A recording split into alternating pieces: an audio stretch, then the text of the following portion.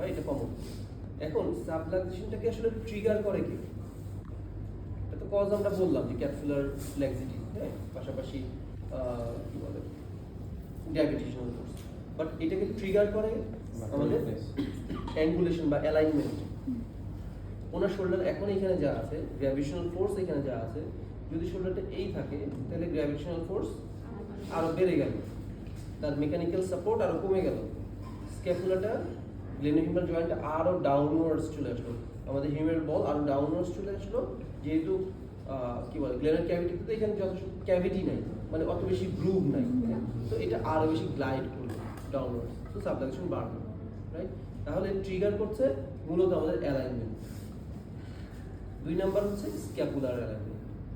একটা হচ্ছে যদি তার ভার্টিক্যালিটি চেঞ্জ হয়, হ্যাঁ, পেশেন্ট অলরেডি সে রাইট সাইডে ওরিয়েন্টেড বা ভার্টিক্যাল, হ্যাঁ, লো, তাহলে অলরেডি সাবডাকশনের রিস্ক বাড়লো, সাবডাকশন বাড়লো।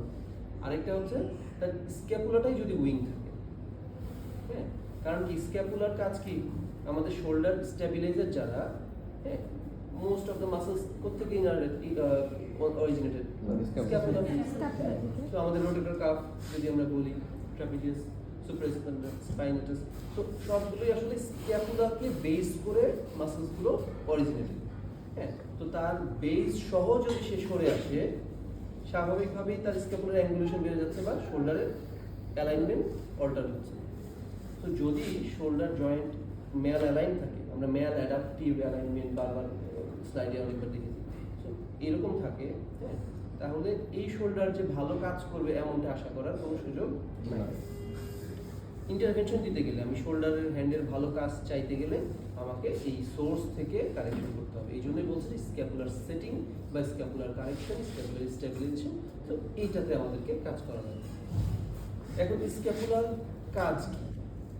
স্ক্যাপুলার কাজ হচ্ছে আমাদের থোরাক্স, থোরাসিক স্পাইন এবং হিউমেরাস, ক্লাভিকল, এই পুরো গার্ডেন এইটাকে কি বলে একটা ধরে রাখা।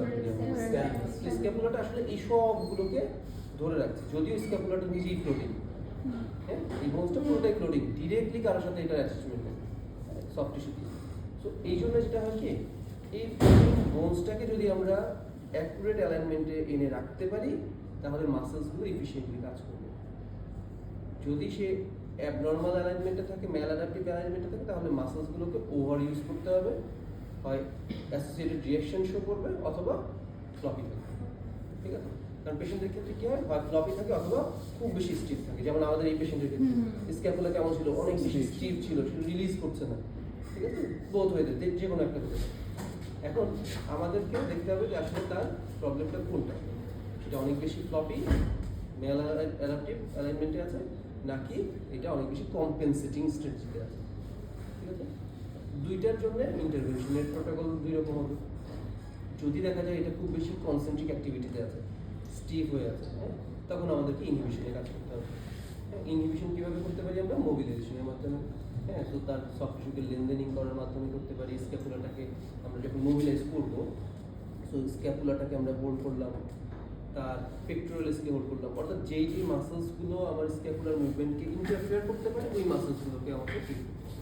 সো আমরা পেক্টোরালিসের এনাফ লেন্থ ক্রিয়েট করবো, পোস্টেরিয়রলি আমরা স্ক্যাপুলাটাকে হোল্ড করলাম, দেন আমরা মোবিলাইজেশনে যেতে পারি। এবং মোবিলাইজেশন যখন আমরা করছি, হ্যাঁ, আমরা টোটাল স্ক্যাপুলাটাকে মুভ করার চেষ্টা করছি।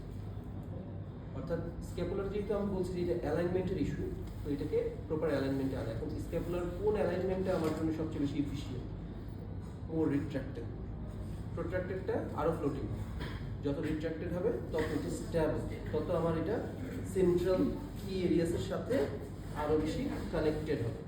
তো তাহলে রিট্রাকশনে যাওয়ার জন্য আমি কি করতে, আমি আগে ওই যে উইদিন প্যাটার্নে যাচ্ছি, আগে পেশেন্টের প্যাটার্নে যাচ্ছি, ফ্লপি, আমরা আরও ফ্লপি, আরও ফরওয়ার্ড নিচ্ছি, আরও প্রোট্রাকশনে নিচ্ছি। যখন আমি প্রোট্রাকশনে নিলাম, আমার এখানে এনাফ স্ট্রেচ রিফ্লেক্স অ্যাক্টিভেটেড হবে, ঠিক আছে? পাশাপাশি আমি পেক্টোরালিসকেও তখন পেক্টোরালিসের টেনশনটা কমায় নিয়ে আসতে পারলাম, কারণ পেক্টোরালিস অলরেডি টেনশনে ছিল না, টাইট ছিল, তো এটা কমায় নিয়ে আসতে পারলাম।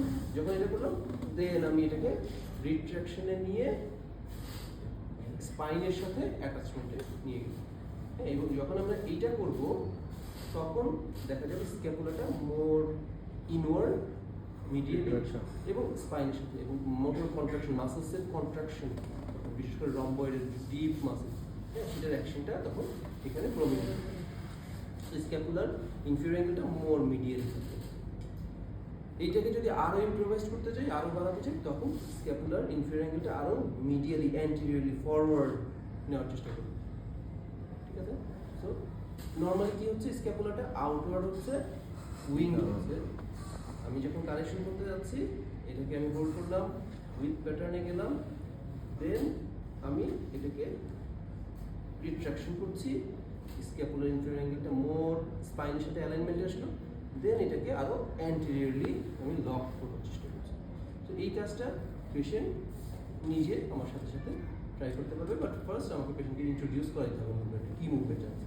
সো এইটা হচ্ছে স্ক্যাপুলার একদম এখানে সেট হয়ে যাচ্ছে বা ফিক্সড হয়ে যাচ্ছে, স্ক্যাপুলারটা এখানে মোর কম্প্যাক্ট থাকে। স্ক্যাপুলার যদি কম্প্যাক্ট থাকে, এখন শোল্ডারের উপরে আমার স্ট্রেচ কম করবে, শোল্ডার ক্যাপসুলের উপরে আমার ডিপেন্ডেন্সি কমবে, কারণ শোল্ডারটা অলরেডি এখানে একটা মেকানিক্যাল লকিংয়ে আছে, লকিং পজিশনে আছে। হ্যাঁ, এটা তার জন্য যত বেশি রিস্কি, এটা তার জন্য মোস্ট। এই জন্য আমাদের যে স্লিংগুলো ইউজ করা হয়, স্লিংগুলো পড়লে দেখবেন শোল্ডারটা মোর রিট্রাক্টেড, হ্যাঁ, ইনওয়ার্ড রাখা। যদিও স্লিংয়ের ক্ষেত্রেও কিছু ইস্যুস আছে, স্লিংটা যদি অ্যাপ্রোপ্রিয়েটলি না করা হয়, হ্যাঁ, তখন কি দেখা যাবে যে ওই অবস্থায় আরও ইন্টারনাল রোটেশন আছে। এখন কি ইন্টারনাল রোটেশন আছে শোল্ডারে? না, আমি স্ক্যাপুলার রিট্রাকশন করছি, বাট শোল্ডার ইন্টারনাল রোটেশনে নেই। হ্যাঁ, কিন্তু অনেক সময় আমরা স্লিং করছে এরকম ভাবে স্লিং করে আছে, তো লাভ নেই।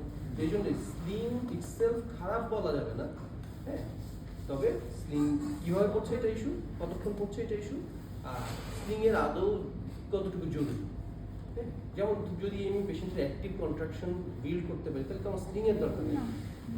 আবার শুধু স্লিং তো আমাকে এখানে স্ট্রেংথ বিল্ড করছে না, হয়তো প্রোটেকশনে কাজ করছে, সেটা খুব বেশি যে কাজ করে তেমন মোটামুটি আমরা কাইনেশিও টেপিংয়ের কথা জানি। হ্যাঁ, সো ওগুলো কি বলে একটা রেঞ্জে কাজ করে, হেল্প করে, বাট ফুললি সাপোর্ট দিতে পারবে না। তো এইটা গেল একটা, আমরা স্ক্যাপুলারটাকে স্টেবিলাইজ করার জন্য রিট্রাকশন এবং মোর অ্যাডাকশনে কাজ করতে পারি।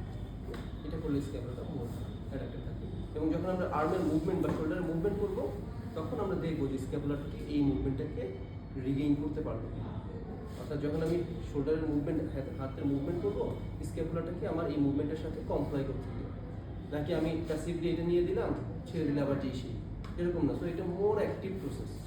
পেশেন্ট অ্যাক্টিভলি যখন আর্মের মুভমেন্ট করবে, তার স্ক্যাপুলাটা এখান থেকে মুভমেন্টটাকে লিড করবে বা গাইড করবে। ঠিক আছে? আর কিছু স্ক্যাপুলার বিষয়ে মোটামুটি রাফলি এরকম। প্র্যাকটিস